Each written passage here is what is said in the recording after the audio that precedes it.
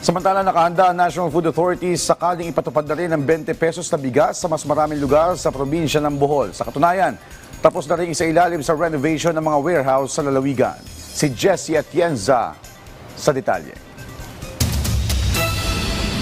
Ito ang pinakamalaking warehouse ng National Food Authority sa lalawigan ng Bohol na matatagpuan sa lungsod ng Tagbilaran. Katatapos lang ang renovation nito noong buwan ng Agosto. Natataon dahil sa sinimula na ang pagbebenta ng murang bigas sa ilalim ng Benting Bigas, Meron na Rice program ni Pangulong Ferdinand R. Marcos Jr. Kamakailan lang sa lalawigan ng Bohol. Inayos ang roof insulation nito. Bagong pintura din ang istruktura at naka-install na ang high-volume, low-speed fan na akma para sa warehouse.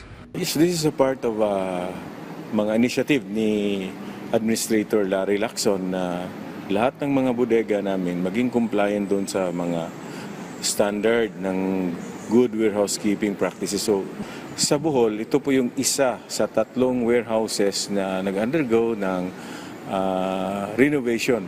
So, dito sa Tagbilaran, this one was completed last August 2. Substantially completed po yun, meaning nandun pwede na po siyang magamit. So, declared as 100% last August 31. So, meaning kumpleto na po siya.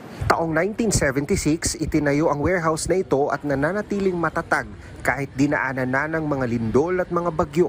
Kaya pagtitiyak ng NFA 7 na disaster-proof ang pasilidad. This is the first time na ang mga bodega natin ginawa natin na mga compliant ito sa mga different standard, lalo na pagkain yung hinawakan natin.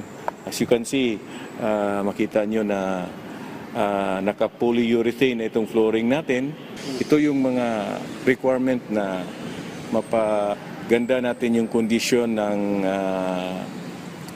mga bigas natin. Ano po yung store natin, especially dito sa NFA, we are storing palayan sa rice. Nakikipag-ugnayan na ang provincial government ng Bohol sa Department of Agriculture para ma-roll out na din sa ibang mga LGU sa lalawigan ng abot kayang bigas na handog ng pamalaan. We will make it sure na tuloy-tuloy na ito here in Bohol. Especially yung mga areas na mas maraming kailangan na makabili ng mas mura na bigas. Sir, yung quality checking tuloy-tuloy pa rin? Tuloy-tuloy tayo, hindi naman tayo magbibigay ng pangit, no? Although, syempre, minsan, sinasabi naman lagi natin, wala naman 100% perfect na quality, no? Yun naman ay minimize to a very minimal level. At sinisiguro natin, lahat ito, good and fit for human consumption. Mula sa lalawigan ng Bohol, Jessie Atienza para sa Pambansang TV sa Bagong Pilipinas.